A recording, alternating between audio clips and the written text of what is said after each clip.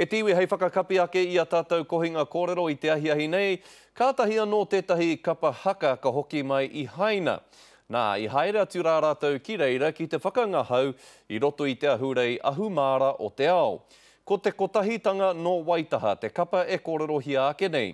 I mau ake rātou i a mātou i tā rātou hokinga mai ki Aotearoa nei, e whai ake nei ko ngā whakaahua nā rātou nei i hon mai kia mātou o te karere, nā ra pāira tāwhai te pūrongo i mahi.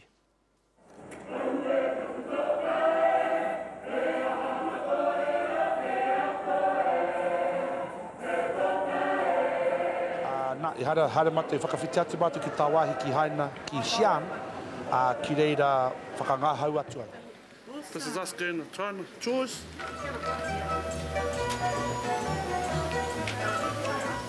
Hei te tomato rerenga mai, te tuatai ki hanga wiriwiri ana a pona.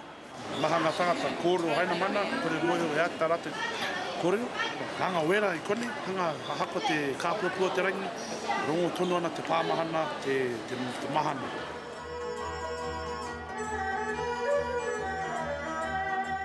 We're in Nihao. We're in Xi'an. Nihao ma. Pai ngā kai, maha ngā kai. Ngari tino kāu ki te kai ngā veggies i kone. Tare angu, o heke au. Ki te heke haere. Tino rireke o rātou whare puku. Me pia nei.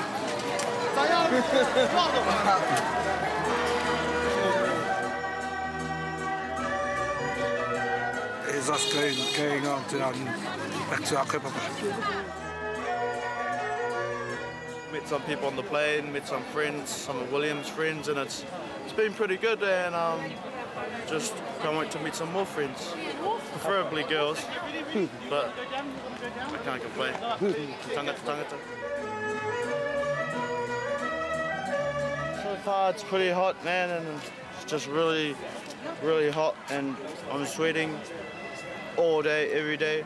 He pai te noho I roto I a iwike, he mea ako ahakoa reo ahakoa aha.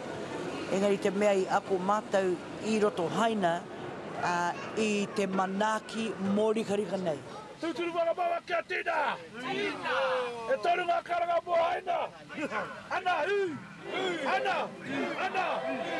Te aha kōrero te a kore, te tokai